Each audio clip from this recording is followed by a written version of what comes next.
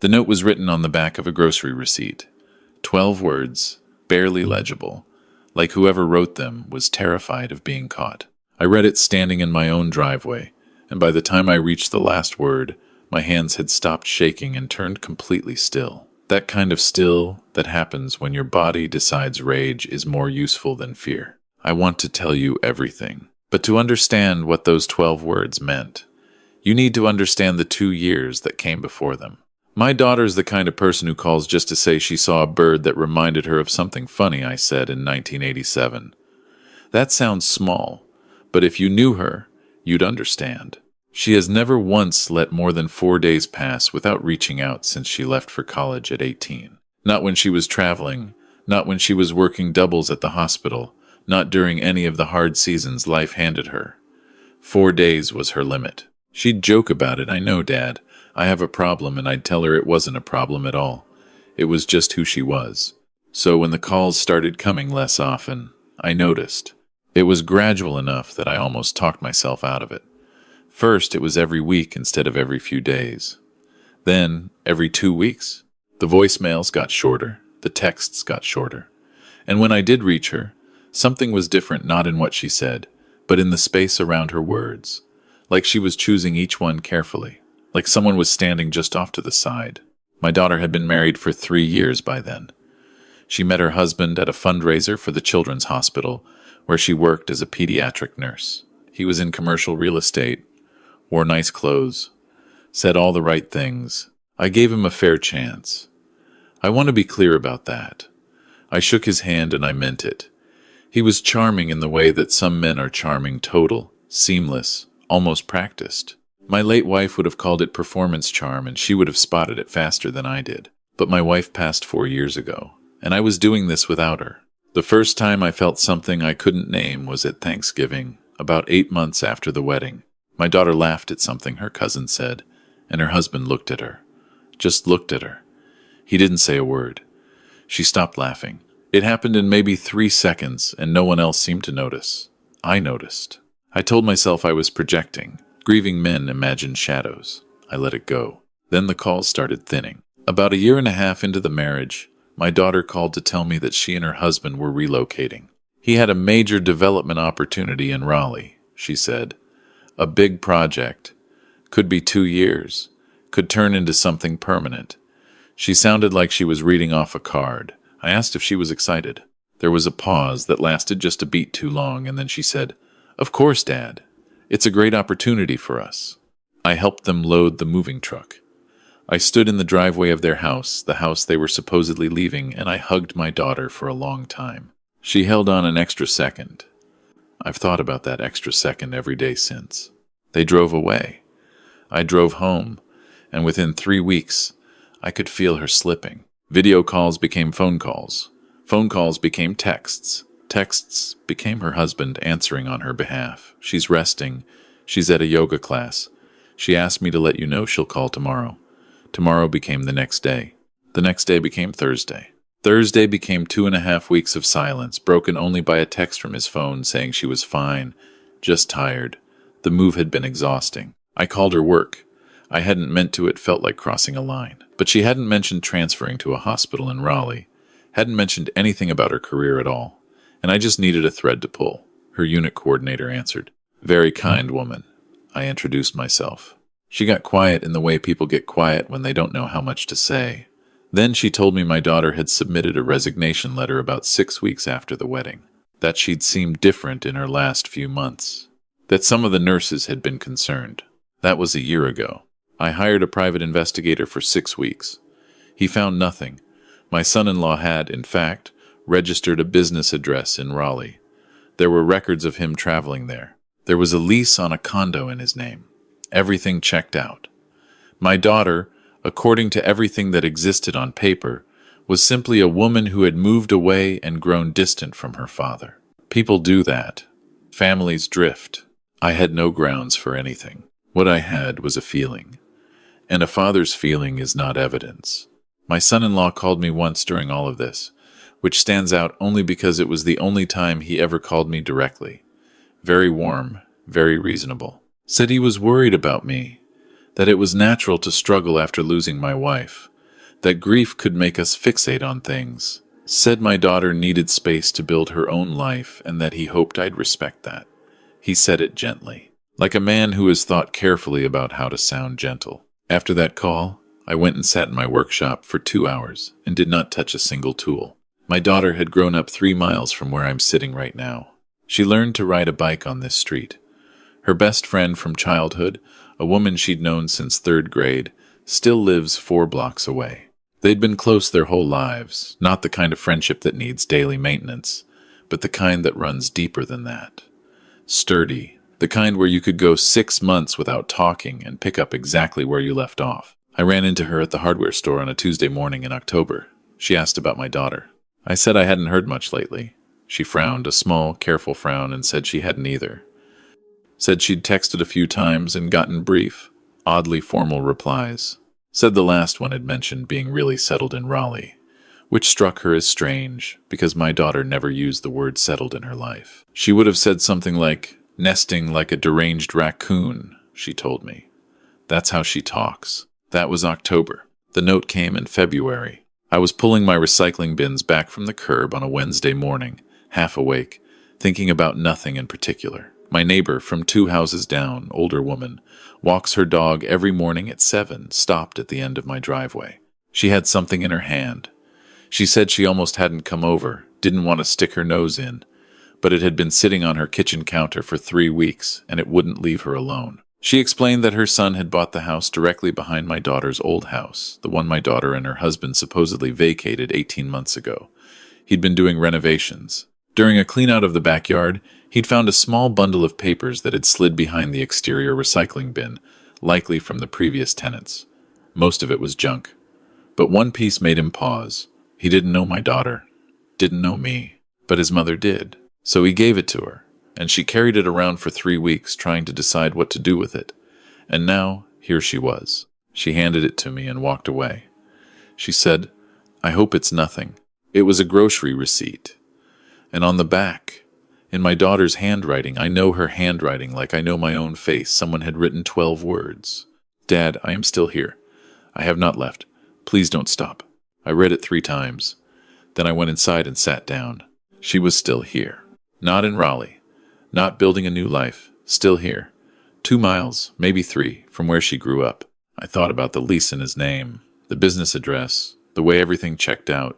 I thought about all the reasonable explanations I'd been handing myself for 18 months, like a man passing out sandwiches at his own funeral. I thought about that extra second she held on when she hugged me. I called my daughter's childhood friend that same morning. I told her what I had. She was silent for a moment and then she said, "Tell me what you need." What I needed was to find out where my daughter actually was. This part took longer than I wanted and moved slower than I could stand. I want to be honest about that, because I've heard from people who've been through something similar, and the thing no one tells you is how many doors close before one opens. I went to the police.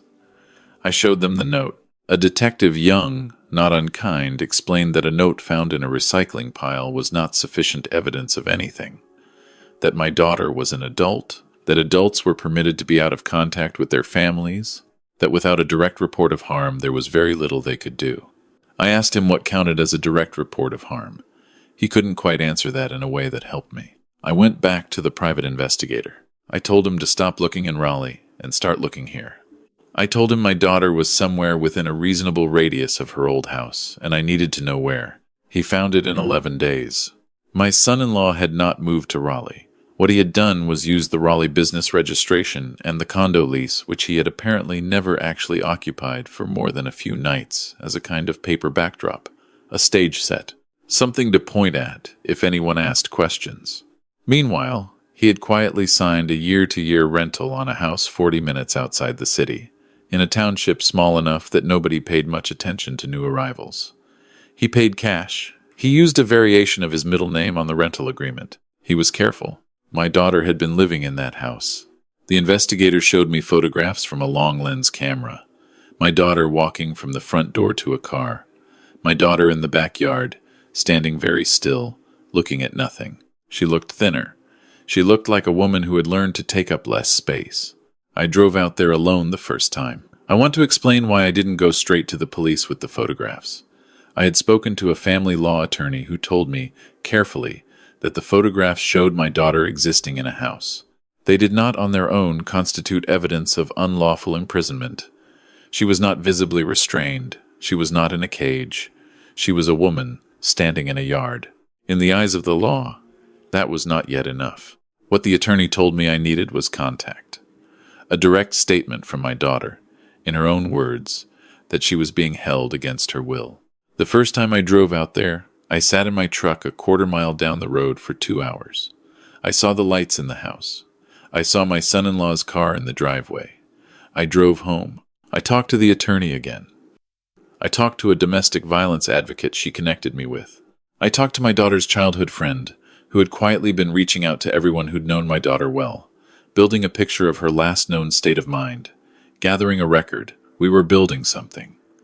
It felt impossibly slow. Every day felt like a day I couldn't give back. On the 3rd week of all of this, something changed. My son-in-law made a routine. He always had. It was part of how he maintained control, the advocate had explained to me. Controlled people create controlled schedules.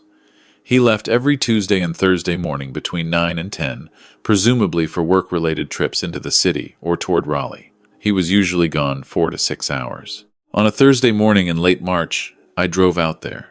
I parked 2 streets over. I walked. My heart was doing something it had no business doing at my age, but I kept walking. I knocked on the front door. There was a long silence, then the sound of movement inside. Then nothing again. I said her name. I said, "It's Dad. I know you're there. You don't have to open the door if you're scared, but I need to hear your voice." The door opened. I don't know how to describe what she looked like without making it sound like a tragedy, and I don't want to do that because she was standing on her own 2 feet and she was looking at me with her own eyes, and that was the greatest thing I had ever seen. She looked like herself, and she looked like someone who had been rationed sleep, rationed food, rationed permission to exist. She stared at me for a moment, and then something broke open in her face, and she said, "How did you find me?" I said, "You wrote me a note." She put both hands over her mouth. She told me later she had written that note 18 months ago, and then panicked and thrown it away. She had not believed it would reach anyone. She had done it in a moment of desperation. The way people in danger do small, reckless things just to feel like they are still trying. I had maybe 3 hours. I used them the way the advocate had coached me to. I did not beg her to leave with me that day. She wasn't ready, and leaving in a panic without a plan would have put her at greater risk. What I needed was her words on record. She spoke to a domestic violence advocate over my phone for over an hour. She described 18 months in detail. She described the day he took her phone and replaced it with one he could monitor. The day he told her she had quit her job, that he had handled it, that she needed to focus on their life together.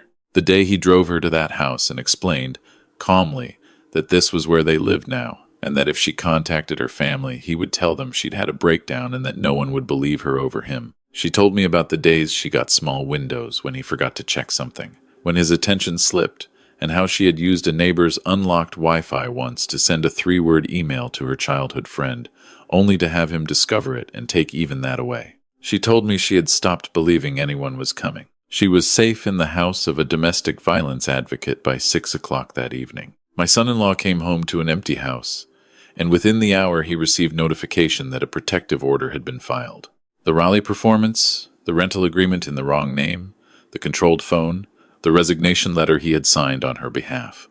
All of it became part of a case that the district attorney described to me weeks later as one of the more methodically documented coercive control situations his office had prosecuted. My son-in-law was charged with unlawful imprisonment, criminal coercion, and fraud. He had, it turned out, also been accessing my daughter's financial accounts without authorization and had redirected a small inheritance she had received after her mother passed into accounts in his name. That added felony charges. He had a prior something that had been settled quietly in another state with a woman who had eventually agreed not to pursue it further. That prior did not stay quiet this time. He is currently serving a 6-year sentence. His attorney argued that he was a devoted husband who had struggled with his wife's mental health crises. My daughter sat in that courtroom and told her story into a microphone with her back straight and her voice steady. And when she was finished, half the gallery was crying and she was not. That's my daughter. I want to talk for a moment about the years since, because I think people deserve to hear this part. Recovery from something like this is not linear. My daughter is strong in a way I didn't even fully know before. But strong people still wake up at 3 in the morning with their hearts pounding. Strong people still flinch at certain sounds. She went back to nursing, not at her old hospital, a different one. A fresh start, and her unit coordinator told me, 3 months in, that her patients asked for her by name. That doesn't surprise me. When you've learned to read a room the way my daughter had to learn to read a room, you become very good at knowing what someone needs before they can say it. She lives 12 minutes from me now.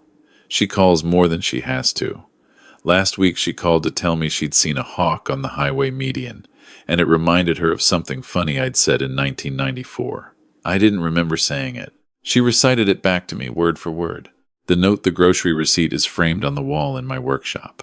12 words in my daughter's handwriting in pencil that was probably almost out of ink. Some mornings I walk past it without looking. Some mornings I stop. I am not telling this story because I want anyone's sympathy. I'm telling it because I made too many decisions in those 18 months based on the fear of overreacting. I had a feeling I couldn't name, and I named it grief instead, and I let a reasonable-sounding man convince me that concern was pathology. I want to say clearly, if something feels wrong, it is not weakness to pursue it. It is not paranoia.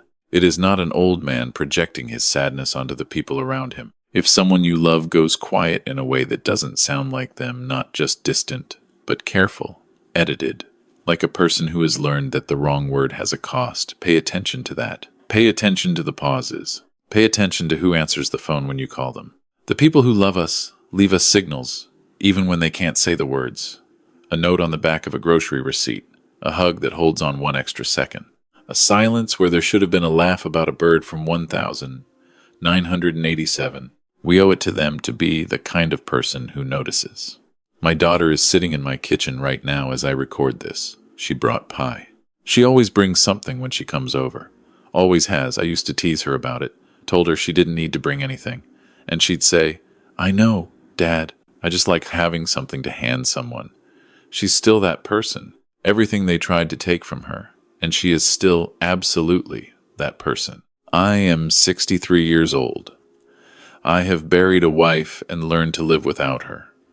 I have spent money I didn't really have on investigators and attorneys. I have sat in a truck on a dark road and talked myself out of doing something desperate every night for weeks. I have stood at a front door and said a name out loud into the silence and waited.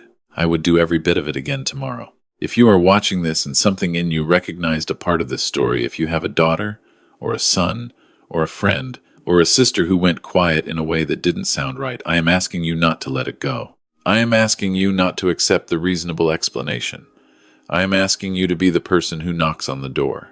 Because sometimes the door opens, and sometimes the person you were afraid to hope for is standing on the other side of it.